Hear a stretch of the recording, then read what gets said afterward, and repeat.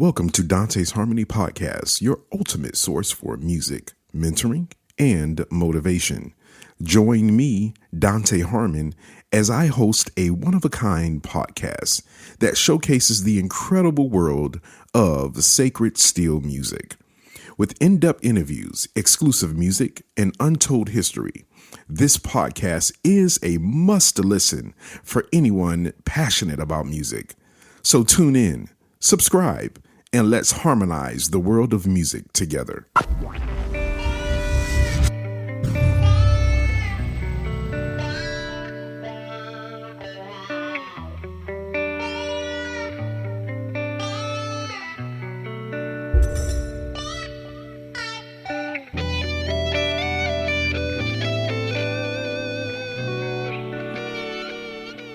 Hello, and a warm welcome to Dante's Harmony, the podcast that celebrates the very essence of music.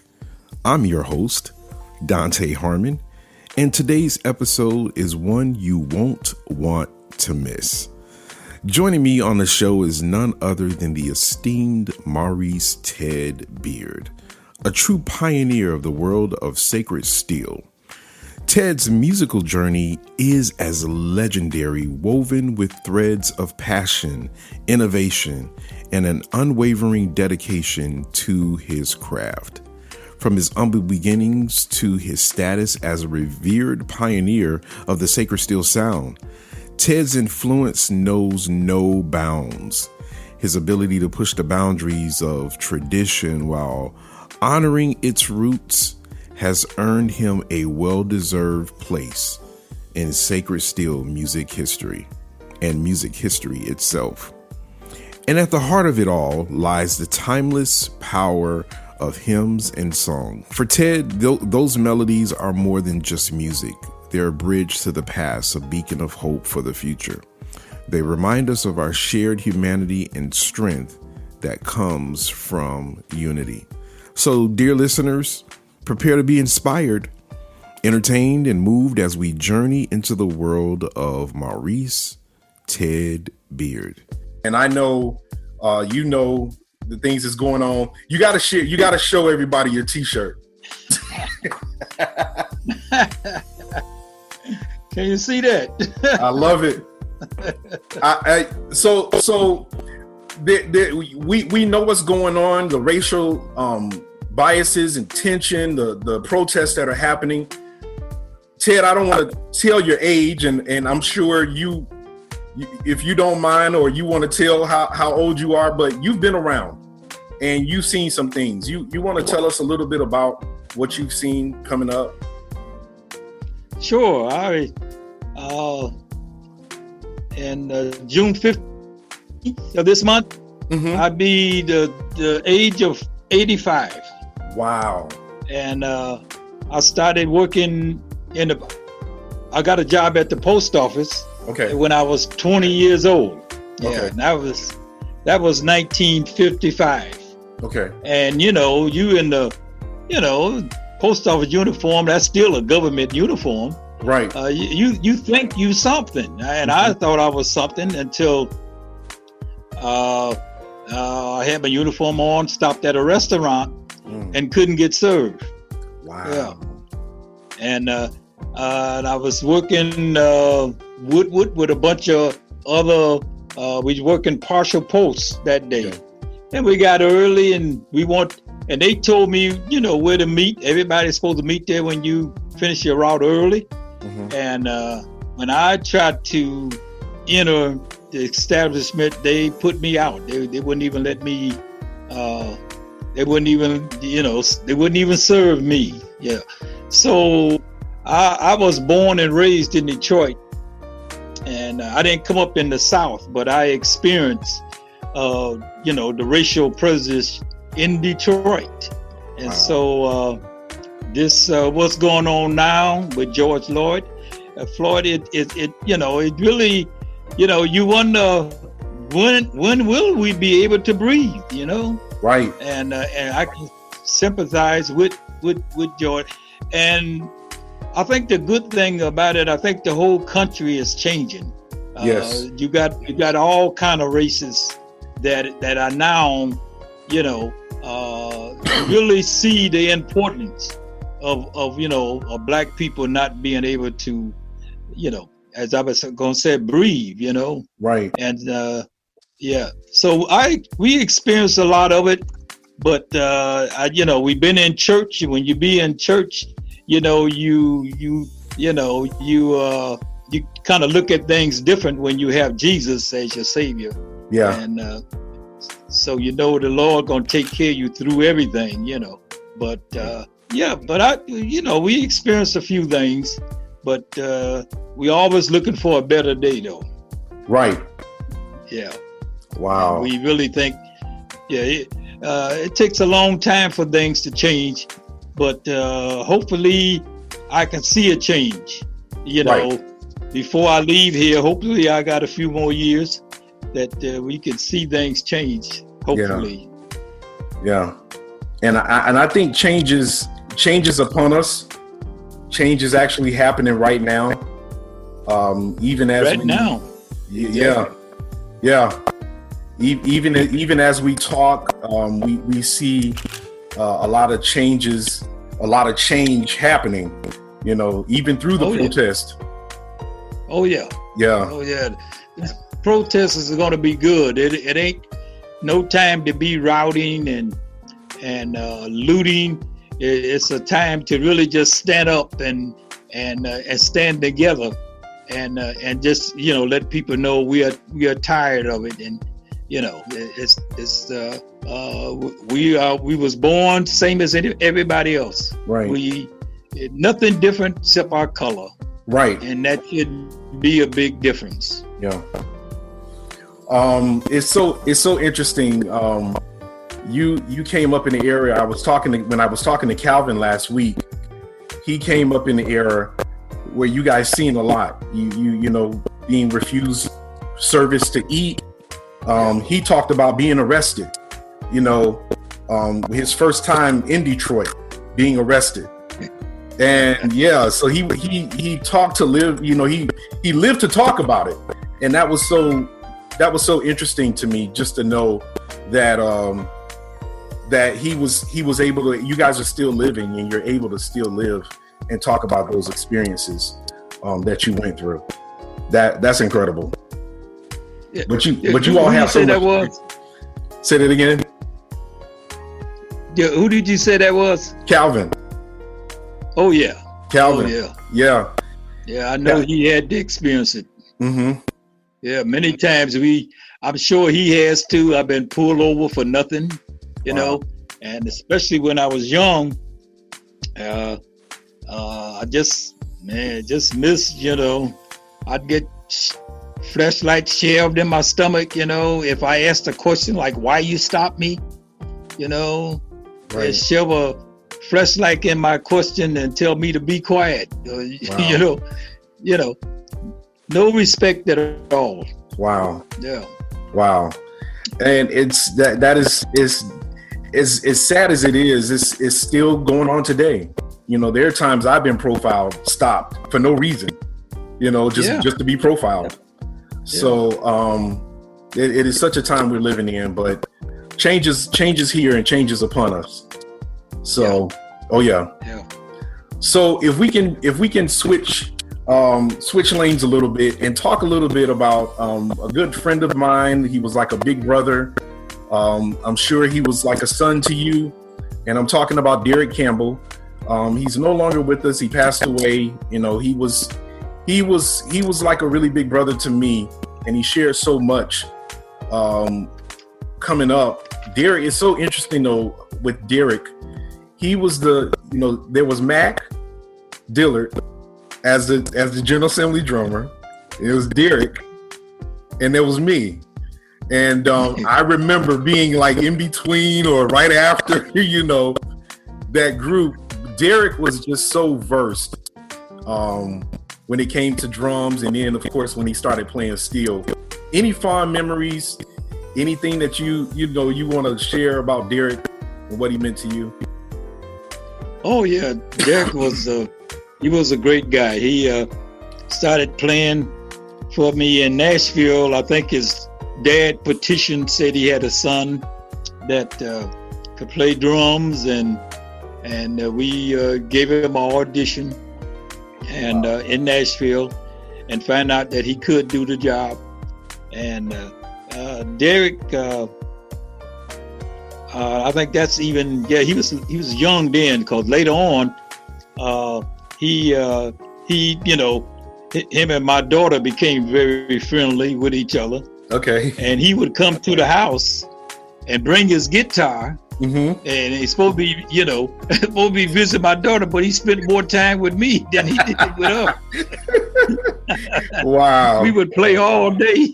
Right. We'd play the whole 2-3 days he was there, Wow. Yeah. So, I had great memories with Derek, and he'd bring Jim too along sometimes. Okay. Yeah. The guitar player. The lead man. Yeah. Yeah. And I found him a very good young man. Yeah. And not only a fine young man, he definitely was a great steel player. He was. Yeah. He really was. Derek is one of few people. I remember the first time I saw Derek play on pedal steel. Now, late, before he passed, and probably the last probably 10 years, 12 years or so, he played his 8-string. That's his go-to. But when I first heard Derek, it was on a showbud that looked exactly like yours. Yeah. He did, and he sounded like you. Yeah, when I went back to New York, and they asked me to play, I said, I didn't bring my guitar. Derek said, I got you covered, man. I got a guitar look just like your showbud, and tune all ready for you, Ted. Wow. And man, he had, when I first heard him play, he was definitely into the Nelson style, yeah. Okay. And then after he heard me, then he widened his scope, yeah. Okay. And he had a guitar tuned like mine and looked like mine and everything, yeah. He was good. He was good. Yeah. That's Derek. Yeah. He was, and to know him is to love him, because he had a sense of humor to go along with his style of playing. Yeah. So yeah, that was Derek all day. So go ahead. What were you going to say? Yeah, I was just going to say that I admired him so much because he could play without pedals so well, Mm-hmm. Yeah, he really mastered the lap, and I mean, he could do anything with it he wanted. Yeah. You're absolutely right. He finally developed into his own tuning, and that song "A Change Is Gonna Come," boy, He does that as well as anybody. Yes. Maybe the best ever did it on the steel. Yeah, I haven't heard anybody do it better. No. Yeah, I think he's tagged that song, and that will forever be a staple of who he was, But yeah, that was Derek. That was Derek. So talking steel and pedal steel and lap steel, when did you start? How did you start playing steel guitar? I know being in the church is probably, our first introduction of it, like it was for me, but where did it begin with you? Yeah, in the church, I must have been about 5 or 6 years old. Okay. When a tall guy walked in there, and I've got this, already in history.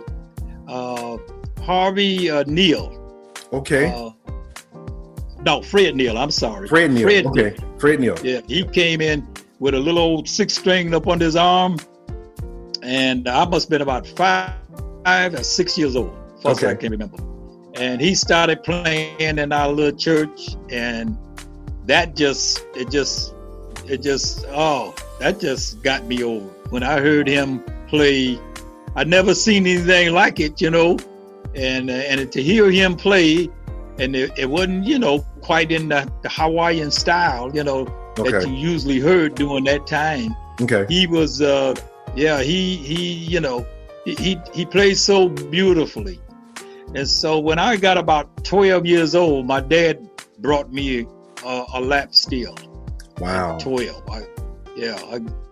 And that wasn't long after I received the Holy Ghost. My grandmother was very insistent on all us young people, being saved. So she kept us on our knees. So not long after I got the Holy Ghost, my dad brought me this steel guitar.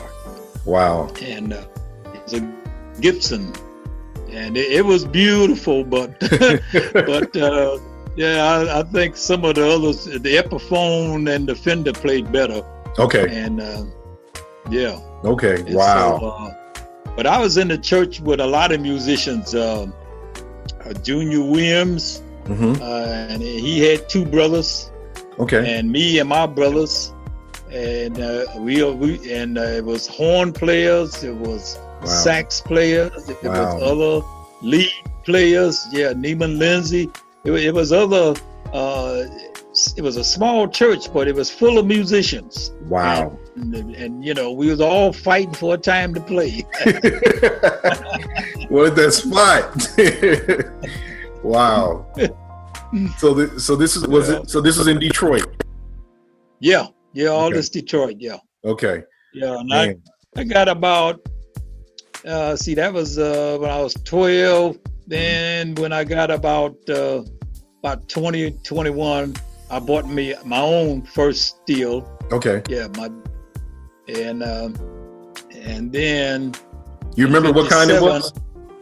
That was a Supo, I think. Montgomery Ward sold that. Wow. Yeah, that was a nice sounding guitar. I had an aunt that kind of conned me out of it. I didn't want to give it away. Wow. I still got, about 9 or 10 guitars, and I sure didn't hate to give that away, but she begged me so hard for it. Wow. You just gave it to her. Yeah. Yeah. Wow. So, and then in 57, I bought a brand new double neck Fender. Wow. 8-string? Blonde Fender, yeah. Wow. 8 and 8. 2 8s. 2 8s, okay. Yeah. Amazing. And then in 72, I finally bought that Showbud. Okay. It was 3 years old. It was made in 1969. Wow. And then, So. And you still have that guitar? All down there. You still have that guitar? Oh yeah. I still got most of my guitars. I called and Harry Jackson. Okay. I called on the phone, and talked with him, and he said he had a guitar he thought I would like, and so I sent him $800, and he shipped it up here. Wow. Yeah. And that was my favorite for a long time. I put about 3 pickups in it. Okay. And finally, Chucky told me to put a Bill Lawrence in it, and I think that Bill Lawrence is still in it. Okay. Even though my son got it now. Yeah, we know about those Bill Lawrence pickups for the steel guitar players. Yeah. Wow. Yeah. Yeah, that was your go-to, because I all of the memories that I have you playing in Nashville was on that guitar. Yeah. I know there were other guitars that you used, but that was probably by far the guitar you used most, when you played. So I really love that guitar. My son Terrence got it now. And I can't hardly get it back from him. He knows the word. Yeah. And but I got a couple of Jacksons now. I like. I got a red Jackson. It's beautiful. It's all wood. Okay. Yeah, it's beautiful. Yeah. And I got acoustic Jackson. Okay. So has a great sound. Yeah. It's great for playing songs and everything. Sustain the note real well. Oh yeah. Yeah. That was something. I'm glad you said that. When you talk about playing songs, for those of you all who are not familiar with Sacred Steel style of music, ladies and gentlemen, nobody could play a hymn or a song better than this guy right here, Ted Beard. The way, I think that's probably why I took such an appreciation of chords and learning melody. and learning how to play off of a melody when you're playing steel. And that was so instrumental in my development.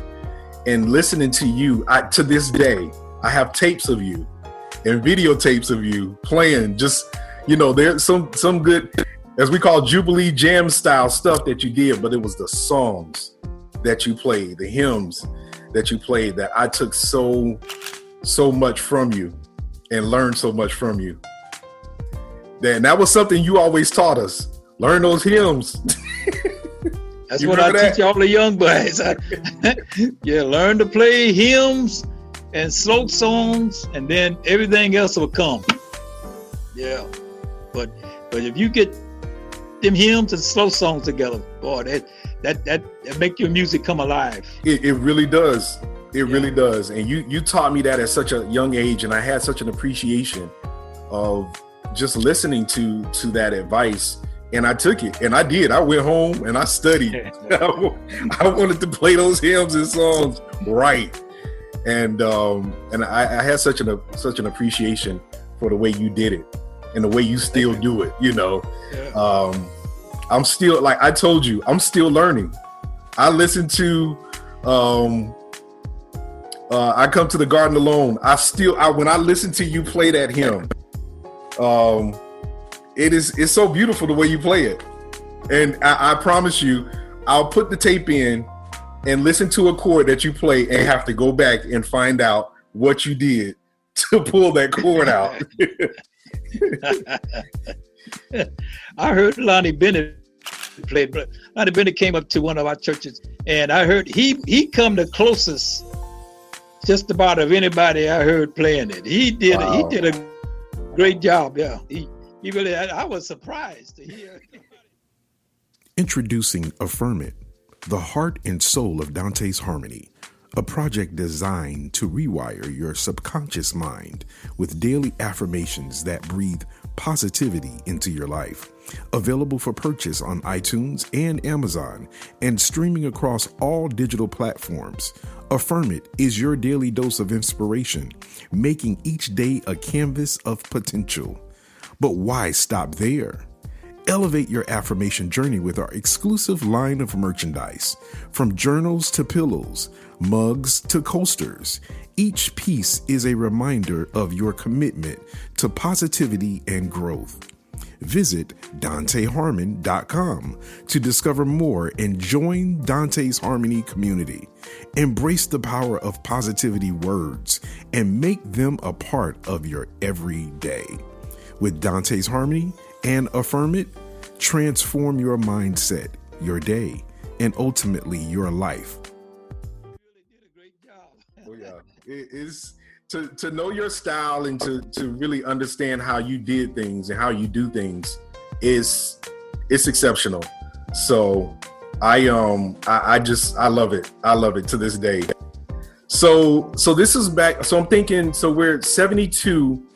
Was when you got the guitar and you start playing the pedal steel. So you start playing it in church. Now, I know there were probably other pedal steel players, but were you, to me, and I know growing up, you were the first person I saw play pedal steel. Who influenced you to jump to the pedals? Well, Lorenzo was the great Lorenzo Harrison. Yes. He played a showbud. Okay. And so naturally, all young players like me, I'm anxious to eventually, because I went to the Fender. I think he had a double neck, and then he had a triple neck Fender at one time. Okay. Lorenzo Harrison. Yes. Yeah, he had 3, and so I didn't get the 3. I got the 2, and then he went to a showbud, but I don't think he used the pedals. He used the pedals. But yeah. So wow. So when I got it, I said, okay. I'm on. Naturally, I had to. I was in the time developing my own tuning. Right. And so I used something that was on the guitar that I already had. I used some of what was on it, as far as the pedals. Right. Let it work with me, yeah. Mm-hmm. And then I would orchestrate my own others, Yeah. Wow. And I kind of wanted to get it so I could hit some pedals and make some moves, make some Calvin moves. So okay. I had to work on that. And he talked about you two. And I didn't know it. I knew it, but I really didn't realize it, that you two played together in Nashville. You would back each other up. Oh yeah. Oh, them was the good days. Yeah. Wow. Back when in the early days, probably around the might have been in the late 60s, 70s, around in there, yeah. Okay. It wasn't we didn't have this great multitude of musicians as we have now. Right. And it was hard to even find somebody, because I didn't have a Spanish man when I was in Nashville. I didn't really, one guy may come up and play with me, and then I wouldn't see him no more. Okay. And then if you have to meet the requirements anyway. And right. So, and one of my early days, I would get a Bobby Tolliver to back me up on the lead. As he just bassed behind me. He was a steel player. Matter of fact, he was the first one I knew that had pedals. Wow. Yeah. Bobby Tolliver out of Ohio. Yeah. Columbus, I think. He was the first one that I ran into that had pedals. He had an old Fender, but the 3 pedals up front. Right. Yeah. Yeah. Yeah. Oh, yeah. He's the first one I heard, and me and him became real good tight, and I would get him to back me up in Nashville. Okay. Yes. It might be just me, him, and somebody on drums. Wow. And the organ and piano. Yeah. Okay. And then later on, when me and Calvin, if things got short and Calvin didn't have nobody to back him up, he asked me to back him up on the steel, and then he would back me up on the steel. Calvin could play a little guitar too. He could play a little lead. Mm-hmm. So he would back me up there. Yeah. Wow. And it was really great. Calvin is very inspiring. You play with him and you see what he do to the crowd, boy. You say, "Woo! I gotta go some tomorrow." And he said the same thing. He said, "Ted will get up there and he'll do his thing, and how the people shouting and screaming and hats falling off." He said, "I had to go home and pray and ask the Lord to be with me for the next night." Then I would have to do it the next night. I said, "Lord of mercy." Wow. And that what that do is inspire you, and really make you better. It does. Yeah, it makes you better, because nobody you should to be good. You don't want Calvin had half the church shouting. You don't want to go there and fall down from that. Right. You know what I mean? Right. Yeah. So you're going to do all you can to at least try to match that. That's right. And, and pray hard and tell the Lord, please help me here. And it makes you better. It does. It really does. Yeah. It does. But that, I think it's so humbling to hear it, because, when I look at, even when I had the conversation with Robert, your name, Calvin's name, continuously came up in our conversation. And just to know that you guys not only were the premier musicians and laid the foundation to a lot of what we hear in sacred steel music today, but y'all played together. And that is a testament of not only your greatness, your humbleness, but to a lot of the young musicians now. Like, I don't know if we could do that the way y'all did it. That is really, it is so humbling to hear it. That you guys played together and did it and love to do it. Hey, I talk to the Lord, and especially with being in my position, I didn't want to be a selfish person with a lot of people looking at me. And so you have to, and the Lord told me, say, you hold your hand out, you put a quarter in there, and that's all. If I hold on to that quarter, that's all I'm gonna ever have. But if I open my hand up, and I got opportunity to receive more. Come on. So that's why I don't hide nothing. Nothing that I got do I hide from anybody. I share it with anybody. That's good. And so me, Calvin, that played together, Bishop Ronnie Hall, man, we have shared many assemblies together. Wow. Yeah, we play together. We've been over each other's house, and just playing around. Junior Williams, I took my son Rico and went to Junior Williams. Boy, he had a ball at Junior Williams. Wow. That is amazing. I found out, I know I am. I share with anything I got. Anybody can have it. I'll show you. It ain't no secret what I got. And that's the beautiful thing about gifts. When we've been bestowed upon with something, it's really not for us anyway. It's for us to share it with someone else, because it was a gift to you. Yeah. The Lord give it to us to share. To share. And so if somebody want it, hey, give it to them. The Lord will give me something else. That's the way I look at it. That's right. Yeah. I like it. I love that. I love that. So if you're watching live right now, please share this. Again, Elder Ted Beard here. He is dropping some wisdom. He's dropping some history. And so speaking of history, you were telling me about some of the history of when you were growing up in the church, and just the relation of you, and I know the founder, the Mother Tate. How did that coalition come together?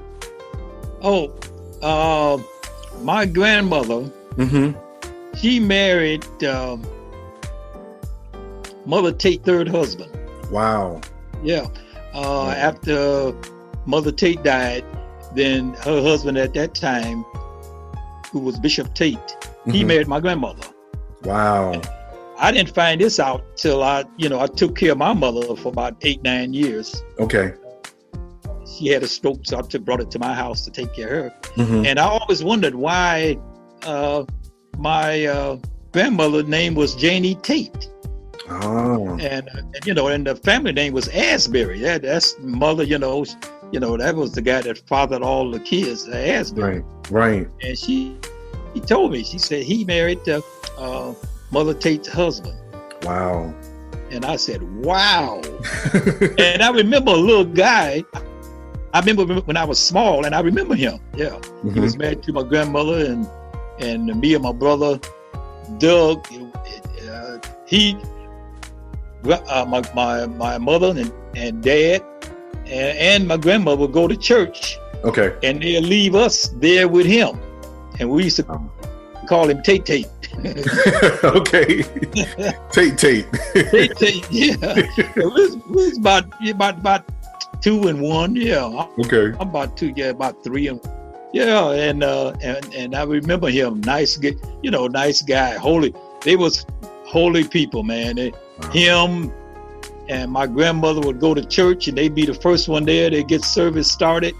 Anybody come up later, they hear all that singing and tamarines going on and stumping. They would say, "Woo, boy, church must be half full." They get in there's nobody but Bishop Tate and my grandmother. But they were in there having church. Having church, boy. Hey, they just going. That is awesome. So you really loved the Lord back then, yeah. And you know what? I'm glad you're saying that, because one of the things that I try to get the younger musicians, I should say younger than I, and even some of the ones that are in my age range, to understand about the music. That's one of the reasons it was penned Sacred Steel. There was such a holiness about what we did, and it came from how we worshiped, how we praised. And you even alluded to it when you started. Your father said, "Hey, when you got the Holy Ghost, boom, here you go. Yeah, you got the guitar, and it was off and running." So that speaks to not only our upbringing, but I guess the sacredness of the music. Would you say that? Yeah. Oh yes, yeah. Sacred, especially the way it's been in the church, the way we have introduced it to the church. And, I guess from Willie Eason on down, right. It is spiritual, and I think it was introduced because most of us came out of small churches, and didn't probably have room or money to buy that organ, and so it was either a piano or you bring your guitar, Wow. But it's unique that Fred Neal and Lorenzo and those brought that steel guitar in, because we do have a sacred sound that's different from anything else, Yeah, we do. And it's really correspond with the service that we have. It really goes with it, we really make it work. We do. In praising the Lord the way we do. Yeah. That's right. It is unique, and it's a style of its own. Yeah. It's a style of its own. So I never thought that, huh? No, go ahead. You never thought? Yeah, I was gonna say I never thought that, it would develop to now people of the world is looking at it.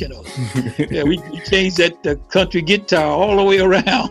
That is so true. A lot of people look at the instrument that we play, this pedal steel, lap steel, and it was more known in the country music arena. But hey, Black History fact: we've taken the instrument and have made it our own. Yeah. We have our own tunings. We have our own sounds. I think that's what's so unique. Everybody that I've heard play and that I've listened to coming up play just has their own distinct sound. That's what made it so great. When we talked about the tunings and the Nashville tuning and the E9 and the C6 tuning, that was their standard tuning. Yeah. We came along, we got a little bit of C6 and E9 with a little B, just all kind of exotic tunings that we made up. Right. And it just became all our own. So we just created something that is just so unique. And just about every steel player, and they've got hundreds of them in the churches, Church of Living God and the House of God. Just about all of them, we have different tunings. We do. Yeah, we always look like each of us put our personal twist to it. Yep, exactly what it is. We put our twist on it, and it works. Yeah. It works. Yeah. It works. So I don't know how to thank you enough. Of course, I have another question for you before we go.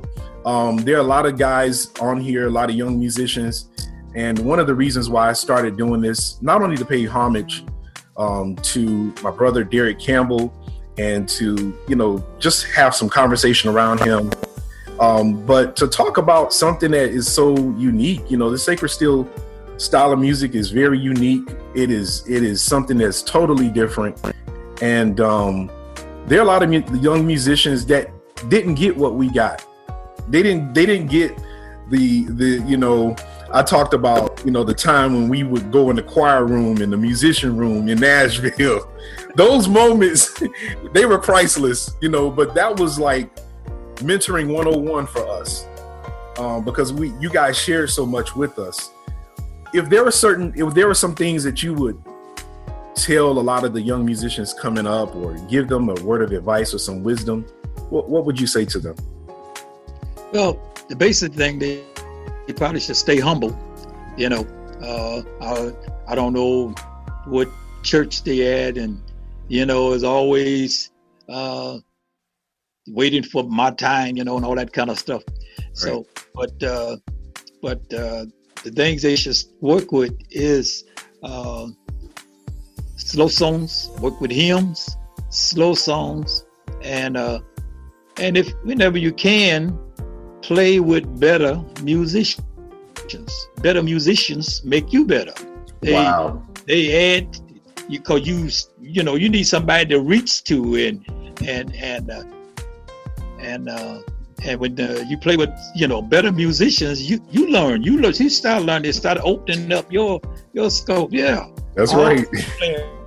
With better musicians, Wow. they make me reach, and and be humble.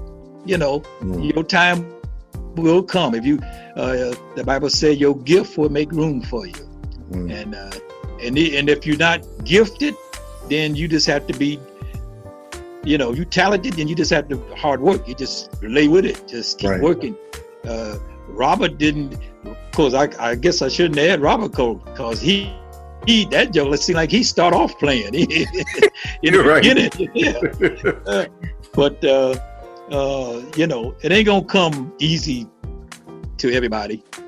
But if you love it, just keep working with it, and pray. Ask God to give you, ask God to work with you a little bit, and that's right. And you accomplish something. Yeah. Absolutely. Yeah. Man, this is so awesome. I can go on and on and on about what you mean to me, and I'm sure a lot of other musicians that are around. And there's so many people on here. I can't see my feed right now because I was having some trouble looking at it, but there are a lot of people on here that are watching, and I'm just really excited that you did this with me. With so much going on right now, I just wanted to pay homage and just let you know that you have inspired me over the years, and even to this day, to not only be a better musician, to not only be to strive to have a style of my own, but you just taught me discipline. Even as a drummer, you taught me discipline. Playing drums with you was probably one of the most exciting things I could do. Sitting back with you on steel, I was in heaven. I love you on drums because sometimes you get to the point that things need to, you need to change his service up. It's moving good, but we need a spark here. And if I would do that, if I want to make a change, it seemed like you was prepared for it. You seemed like you were, what is he doing on the drum? And then you would hit it a couple of times real hard, and that would just spark things. That would just change things. And that's what you want. Sometimes you want spontaneous, and that's one thing about playing for the church. Sure, we got our regular stuff, you go to, but then you got to, in Nashville, I always told them, I'm really looking for a Jordan or a LeBron. I need somebody to take the game a little bit higher. Nashville has got to be higher than your regular church service back home Wednesday night, and you need a person to do that. That's right. You have to change up to do it. You can't keep playing the same thing all the time. You got to, and you wait for the Spirit to help you make that change. That's right. But when you got the guys maybe like you on the drums, you ready for it too. You like, hey, where you want to go, and that's so beautiful. You can. It's one night in Nashville we did that, boy. We broke it open, man. Yeah. I remember. So Carl T. Smith is on Facebook, and he said, ask Ted about the build up. Talk about the build up. Well, when I play, I have it's a message. Okay. I have in my mind, and if anybody, young guys talk with me, I talk about introduction. When you first start off with devotion, right. And then I talks about in your letter, you make some points, and that's when you get into the songs, and that's when you build it up. Right. You don't want to. Hopefully, they don't. Go with no fast Jubilee song.